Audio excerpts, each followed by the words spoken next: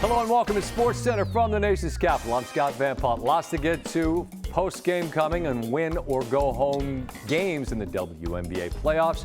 One big thing on the Tom Brady, whatever it is, kerfuffle. Tim Kirchin joins the show, and yeah, we're going to make him laugh. We begin with the win-or-go-home game that we just followed.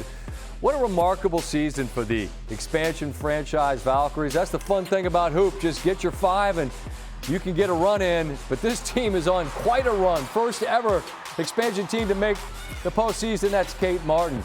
Golden State raining threes in the first half. Cecilia Zandalicini. 7 of 11 from 3 in the first half. On the run. Woo, woo, woo! Outlet. Janelle Salon with a bucket. Golden State leading big at the break over the team that made the finals last year, the Lynx, but now in the fourth quarter, experience starts to show itself. Kayla McBride, float game. Then McBride again with a left on the ground off the window. You blink and it's a 2-point game. Down 4, good ball movement.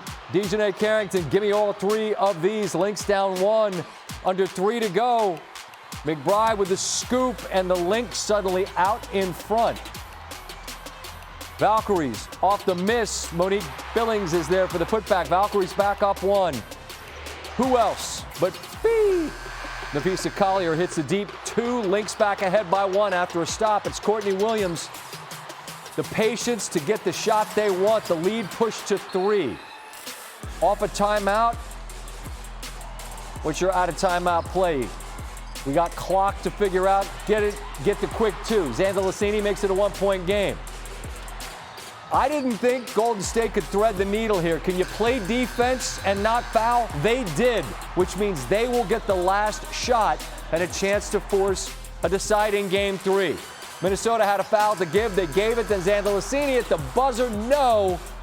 And a monster fourth quarter means the Lynx, led by 24 from Collier, get the huge comeback victory. Chiney Ogwumike joins us now, and it would be real easy, Chiney, to say this is the experience of a team in the finals that's got so many vets against an expansion team, but that feels too easy to me. Was there more to that last 10 minutes of basketball that you noticed that's worth pointing out here? Scott, great to see you. First of all, let me just say these WNBA playoff games are not good for my blood pressure. They have us all stressed out. These teams are showing up and showing out. And I do believe that there's more on the table when it comes to this matchup. Not a first ever expansion team making the postseason going up against the #1 seed. It's the fact that they took them down to the wire, and their learning curve is just exponential. From game 1, where they really put together just 1 good quarter, they played 4 good quarters and unfortunately lost. But this Minnesota Lynx team has been there. They've done that. They maintain their poise. And, of course, they have Napisa Collier, who I always say good players have go-to moves. Great players have counter moves. She's the only person in the WNBA that can be like, oh, nope. Nope, and then still knock down the shot. So they were truly tested by one of the best stories in the WNBA. Today, they honored their Coach of the Year. They have the most improved player. They have a sellout crowd of 18,000, made WNBA history. And also, this was a playoff game that honestly will go down in the history books for them because they fought and they built an identity all in 1 year. So it was a tough loss, but it was a great year overall for Golden State. That was my question, really. Like, it's try to sell somebody, hey, way to go. It feels like you're trying to wrap up something and make lemonade out of lemons, but that's not what we're doing with the Valkyries. You mentioned it, the most improved player, the Coach of the Year, a packed building. I mean, this really just speaks to kind of the future of the league, isn't it? The kind of optimism that can exist that a team could do this in year 1. Toronto is taking notes. Portland is taking notes. And also, you know me, Scott. I love to say the WNBA is where the money resides. And they have proved that women's basketball is where the money resides. 18,000, that's what their average attendance was.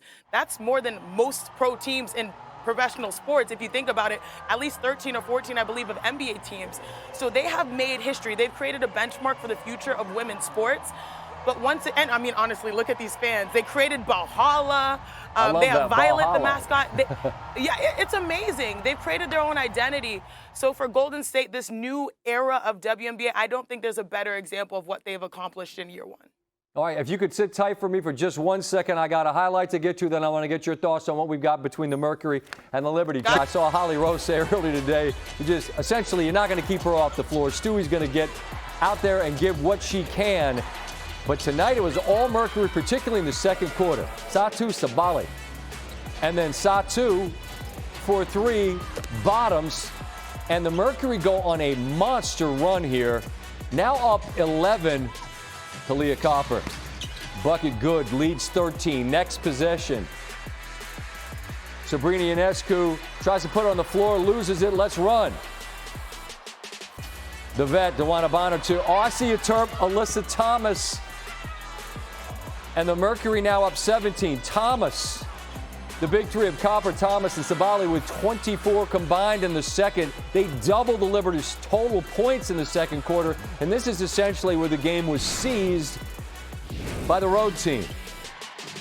Thomas, nice feed, backdoor Copper.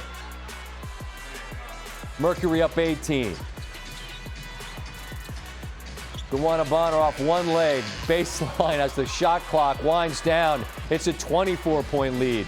Then Bonner, three more. And you know you got it cooking when you're just winking at the front row. And then, again, Satou for three. Cash money, 15 and 7. Mercury roll. Thomas says we'll see you in game 3. And we showed that one turnover for Sabrina. 4 for 20 from 3 in this series. And I mean, look, they won a title last year on a night where no one could make a bucket, but they still cut down nets. So the stats don't really matter, but I feel like that's going to matter. They've got to get more from Sabrina to have a shot in game 3, do they not? You know, anytime I get to chat with you, I feel like it's a safe space. And so going into the series, I picked the New York Liberty to win. This game, where they held them, the Phoenix Mercury, to their worst shooting performance, 30% from the field, I think I'm switching my pick, Scott. I think I am. Because obviously that's coupled with the unfortunate circumstances that Breanna Stewart, who was brave for going out there, is not 100%. And I think sometimes when you have players that are not, a game-time decision, it sort of disrupts your game plan because you don't have a crystal clear vision of what you're going to do. And you know who took, the most out of that? Alyssa Thomas. You mentioned your Terp. Yep. She was my longtime teammate in Connecticut with the Sun. And the New York Liberty ran into a brick wall, someone that nearly averaged a triple-double in the WNBA this season. And the way she plays is just so contagious. She's physical, she's strong, and she brings out the best in her teammates. We know that because she led the WNBA when it comes to assists. She helped Satou Sabally bounce back. In game 1, Satou Sabally was 2 for 17 from the field. In this game, she had 15 or 16 points and was very efficient. So I really love the grit and intensity and the physicality. Like I said, AT, the way she plays, I know this as a former teammate of hers. She's someone that you want to play with and not play against. And they had that physical mindset from the onset. And one thing I love about Satou is she played inside out. She forced her way to the rim, and then she became the unicorn and knocked down threes. So this was a decisive, momentum-shifting win, I believe, for the Mercury.